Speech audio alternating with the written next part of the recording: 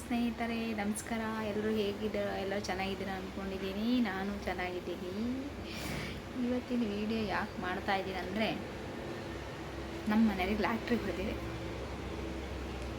ಗೊತ್ತಾ? ಯಾಕೆ ಅಂತೀರಾ? ಮೊನ್ನೆ ಮಿಕ್ಸಿ ಬಂತು, ಮೊನ್ನೆ ಗ್ಯಾಸ್ ಸ್ಟವ್ ಬಂತು, ಇವತ್ತು ಫರ್ನಿಚರ್ ಐಟಮ್ ಬರ್ತಾಯಿದೆ, ಇನ್ನು ಬಂದಿಲ್ಲ. ಅದಕ್ಕೆ ನನಗೆ ಅನಿಸ್ತು ಲಾಟ್ರಿ ಪಕ್ಕ ಹೊಡೆದಿದೆ.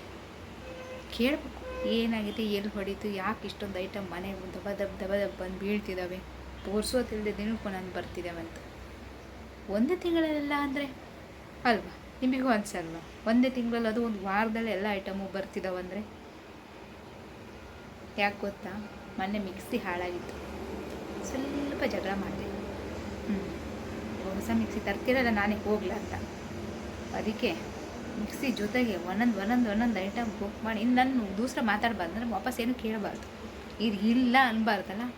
ಅದಕ್ಕೆ ಲಾಟ್ರಿ ಅಂತ ಹೊರೆಯಲ್ಲ ಮಾರ್ರೆ, ಸುಮ್ಮನೆ ಹೇಳಿದ್ವಿ ಅಷ್ಟೇ. ಲಾಟ್ರಿ ಬೇರೆ ಹೊಡಿತದೆ ನಮ್ಮ ಮಕ್ಕಳಿಗೆ. ಯಾವ ಲಾಟ್ರಿ ಇಲ್ಲ, ಎಂಥದ್ದು ಇಲ್ಲ. ಮನೇಲಿ ಎಂಥ ಐಟಮ್ ಇರಲಿಲ್ಲ ರೀ. ಇಡೀ ಬಿಲ್ಡಿಂಗಲ್ಲಿ ಏನೂ ಐಟಮ್ ಇಲ್ಲದಿರುವಂತಹ ಏಕೈಕ ಮನೆ ಅಂದರೆ ನಮ್ಮದೇ. ಈಗ ನನ್ನ ಮಗ ಬಂದಮೇಲೆ ಎಲ್ಲ ಐಟಮ್ ತರೋಕ್ಕೆ ಶುರು ಮಾಡಿದ್ದೆ.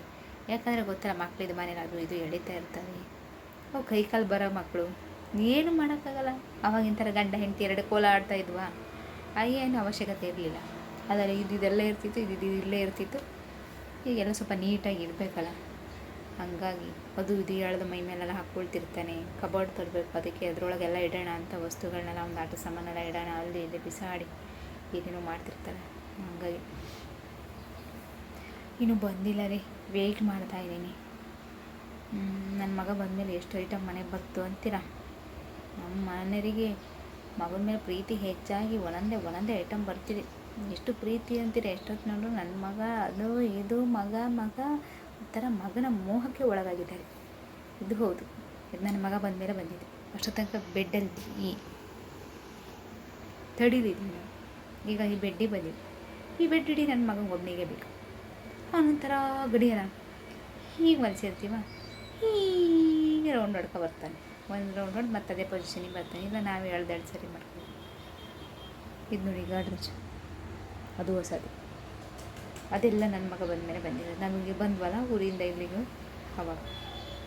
ಆಮೇಲೆ ಇನ್ನೂ ಏನೇನು ಬರ್ತಾವೆ ನೋಡ್ಬೇಕಂತೀವಿ. ಲಾಟ್ರಿ ಹೊಡಿತು ಅಥವಾ ಸಾಲ ಮಾಡ್ಕೊಂಡಾರು. ಸಾಲ ಮಾಡಿರೋಕ್ಕಿಲ್ಲ, ಯಾವತ್ತೂ ಸಾಲ ಮಾಡಲಿಲ್ಲ. ಸಾಲ ಮಾಡಿ ಯಾರು ತುಪ್ಪ ತಿನ್ನು ಅಂತ ಸಾಲ ಯಾವತ್ತೂ ಮಾಡ್ಕೊಳಕ್ಕೆ ಹೋಗಲಿಲ್ಲ. EMI ಏನಾರು ತರ್ತಿದ್ದರು, ಅದೇ ಗೊತ್ತಾಗ್ತಾ ಇಲ್ಲ. ಕೆಲಸ ಇಲ್ಲದೇ ಸುಮಾರು ದಿನ ಆಗಿದೆ. ಆದರೆ ಇದೆಲ್ಲ ಎಲ್ಲಿಂದ ಬರ್ತಿದ್ದಾವೆ ಅಂತ ಒಂಥರ ಡೌಟ್ ಹೊಡಿತಾ ಇದೆ. ಟೆನ್ಷನ್ ಅಲ್ವಾ? ಕೆಲಸ ಎಲ್ಲ ಮನೆ ನೋಡಿ ಈ ಥರ ಐಟಮ್ ಬಂದಾಗ ನಂಗಂತೂ ಇನ್ನೂ ಜಾಸ್ತಿ ಟೆನ್ಷನ್ ಆಗುತ್ತೆ. ಇವ್ರು ಎಲ್ಲಿಂದ ತರ್ತಾರೆ? ಸಾಲಾಗಿಲ್ಲ ಮಾಡ್ಕೊಂಡಿದ್ದಾರೆ ಯಾರ ಹತ್ರ? ಏನು ಕತೆ ಅನ್ನೋ ಒಂದು ಟೆನ್ಷನ್ ಶುರುವಾಗಿತ್ತು. ಕೇಳಿದ್ರೆ ಹೇಳ್ತಾರೆ, ಹೇಳೋದೇ ಇಲ್ಲ ಮಾರ್ರೆ, ಎಂಥ ಜನ ಅಂತೀರ. ನಿಂಗೆ ಯಾಕೆ ಅದು ತಲೆ ಬಿಸಿ ಅಂತ ಹೇಳ್ಬೇಕು. ನಾನು ಏನಿಂದ ತಂದೆ ಏನು ಅಂತ ನಮಗೂ ಒಂಚೂರು ಗೊತ್ತಿದ್ರು ಒಳ್ಳೆಯದಲ್ಲ. ಇನ್ನು ಸಾಲ ಅಂತೂ ಮಾಡಿಲ್ಲ, ನೀನು ತಲೆ ಕೆಡಿಸ್ಕೊಬೇಡ ಅಂತಾರೆ ಅಷ್ಟೇ. ಇನ್ನೇನು ಹೇಳೋದು? ಅದರಲ್ಲೂ ಮತ್ತೊಂದು ಸುಳ್ಳು ಹೇಳೋದೆ ಅಂತ, 10 ರೂಪಾಯಿ ಕೊಟ್ಟರೆ 5 ರೂಪಾಯಿ ಕೊಟ್ಟೆ ಅಂತಾರೆ ಜನ. 20 ಸಾವಿರ ಕೊಟ್ಟರೆ 10 ಸಾವಿರ ಕೊಟ್ಟೆ ಅನ್ನೋ ಜನ.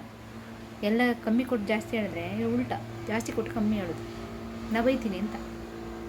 ನಾನು ಅವ್ರ ಥರ ದುಂದು ವೆಚ್ಚ ಮಾಡೋದು. ದುಂದು ವೆಚ್ಚ ಅಂತಿಲ್ಲ, ಅವರು ದುಂದು ವೆಚ್ಚ ಮಾಡಲ್ಲ. ಆದರೆ ಅವರಿಗೆ ಈ ಚೌಕಾಸಿ ಮಾಡೋಕ್ಕೆಲ್ಲ ಬರಲ್ಲ, ಸ್ವಲ್ಪ ಕಮ್ಮಿನೇ.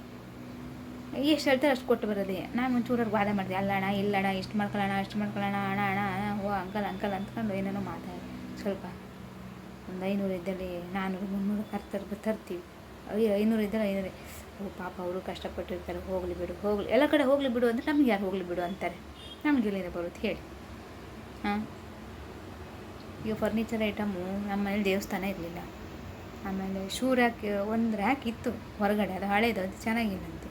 ಅದ್ರ ಮೇಲೆ ಹೊಸ ಶೂ ಎಲ್ಲ ಇಡೋಲ್ಲ, ಹೊರಗಡೆ ಒಂದು ಶೂನೂ ಇಡೋಲ್ಲ. ಹೊಸವೆಲ್ಲ ಒಳಗಡೆ ದೇವ್ರ ಥರ ಒಳಗಿದಾವೆಲ್ಲ ಬಾಕ್ಸಲ್ಲಿ. ಅದಕ್ಕೆ ಶೂ ರ್ಯಾಕ್ ತಗೊಂಡೆ. ಎಷ್ಟೊತ್ತಿನ ನೋಡಿದ್ರು ಮೊಬೈಲಲ್ಲಿ ಹೀಗೆ ನೋಡ್ತಾನೇ ಇರೋದು. ಶೂನೇ ನೋಡ್ತೀರಿ, ಏನು ನೋಡ್ತಿದ್ರು ಎಂತ ನೋಡ್ತಿದ್ರೆ ಹೀಗೆ ಸ್ಕ್ರೋಲ್ ಮಾಡಿ ಆನ್ಲೈನಲ್ಲಿ ಬರೀ ಶಾಪಿಂಗ್ ನೋಡ್ತಾನೇ ಇರೋದು.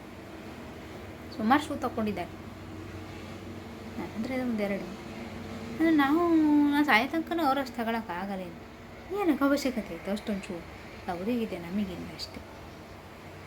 ಶೂ ಬಿಟ್ಟರೆ ಬಟ್ಟೆ ಮೇಲೆ ಸ್ವಲ್ಪ ಹುಚ್ಚು ಜಾಸ್ತಿ ಇದೆ. ಎರಡು ಕ್ರೇಜ್ ಬಾಯ್ದಾಗಿದೆ. ಶೂದ ಜಾಸ್ತಿನೇ ಇದೆ. ಊರಿಗೆ ಹೋಗೋಷ್ಟೊತ್ತಿಗೆಲ್ಲ ಹಾಕೊಂಡು ಹೋಗೋದು ನೋಡಿದ್ರೆ ತಲೆ ಕೆಟ್ಟು ಹೋಗ್ತದೆ. ಬ್ಯಾಗಲ್ಲಿ ತುಂಬ್ಕೊಂಡು ಹೋಗೋದು. ಊರಲ್ಲಿ ಇದ್ದಾರೆ ಅನ್ಕೊತಾರೆ, ಓ ಮಗ ಏನೋ ಬರ್ತಾ ಇದ್ದಾನೆ ಸುಮಾರು ಐಟಮ್ ಮನೆಗೆ. ಎಲ್ಲರೂ ಅನ್ಕೊತಾರೆ, ಅಯ್ಯೋ ಎಂತ ಬರ್ತಿದ್ದಾರೆ ಅವ್ರ ಮಗ. ಬ್ಯಾಗ್ ತುಂಬ ತಂದರೆ 2-3 ಬ್ಯಾಗ್ ಬಂದದೆ. ಮನೆಗೆ ಸರಿಯಾದ ಐಟಮ್ ಬಂದರೆ ಒಂದು ಬ್ಯಾಗ್ ಫುಲ್ ಶೂನೇ ಇರ್ತದೆ. ಅವರಿಗೆ ಅಂತ ಗೊತ್ತು ಇವ್ರು ಎಷ್ಟು ಹೊತ್ಕೊ ಬರೋದು.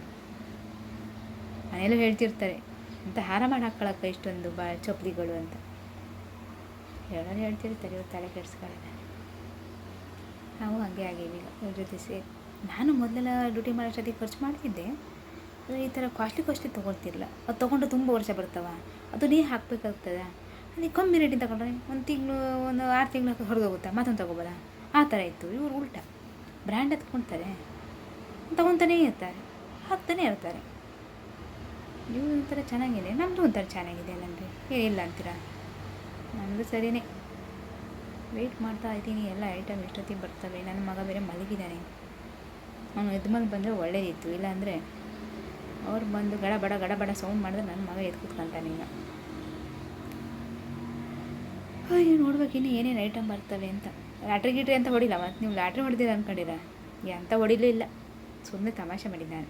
ಮನೆಗೆ ಒಂದೊಂದು ಐಟಮ್ ಬರೋದು EMI ಎಲ್ಲ ತರ್ತಿದ್ದಾರೆ ಅನಿಸುತ್ತೆ ಅಂತ ಹೇಳಲ್ಲ. ನಾನು ಅಂದ್ಕೊಳೋದು ಸತ್ಯ ಇದಿರ್ಬೋದೇನು ಅಂತ ನಾನೇ ಯೋಚನೆ ಮಾಡ್ಕೊಳ್ಳೋದು. ಇದು ಹಿಂಗಿರ್ಬೋದೇನೋ, EMI ತರ್ತದೇನೋ, ಹಿಂಗೇನೋ ಅಂತ. ಆಯಿತು, ಕೊಡ್ತೀನಿ, ಬರಲ್ಲ. ಹಾಯ್ ಫ್ರೆಂಡ್ಸ್, ಇವತ್ತು ಹೇಳಿದ್ನಲ್ಲ ನಾನು ನಮ್ಮ ಮನೆಗೆ ಲಾಟ್ರಿ ಹೊಡೆದಿದೆ, ಐಟಮ್ಗಳು ಬರ್ತಿದ್ದಾವೆ ಅಂತ ಹೇಳಿದ್ನಲ್ಲ. ಇದೇ ಐಟಮ್ ನೋಡಿ. ಲಾಟ್ರಿ ಅಂತ ಇಲ್ಲ, ಎಲ್ಲ ದುಡ್ಡು ಕೊಟ್ಟೆ ತಂದಿದ್ದು. ಇದೆ ಮಂದಿರ, ದೇವ್ರ ಮನೆ, ಈ ಕಬೋರ್ಡು. ನನ್ನ ಮಗ ಎಲ್ಲ ಚೆಕ್ ಮಾಡ್ತಿದ್ದಾನೆ, ಎಲ್ಲ ಸರಿ ಇದೆಯಾ ಇಲ್ಲ, ಕ್ವಾಲಿಟಿ ಚೆಕ್ ಮಾಡ್ತಿದ್ದಾನೆ. ಅಪ್ಪ ಅಮ್ಮ ನೋಡಿ ಸರಿಯಾಗಿ ನೋಡಿ ತಂದಿದ್ದಾರಾ ಇಲ್ಲ ಅಂತ ಎಲ್ಲ ಚೆಕ್ ಮಾಡ್ತಿದ್ದಾನೆ ಒಂದು ಸರಿ ಇದೆಯಾ ಮಗನೇ?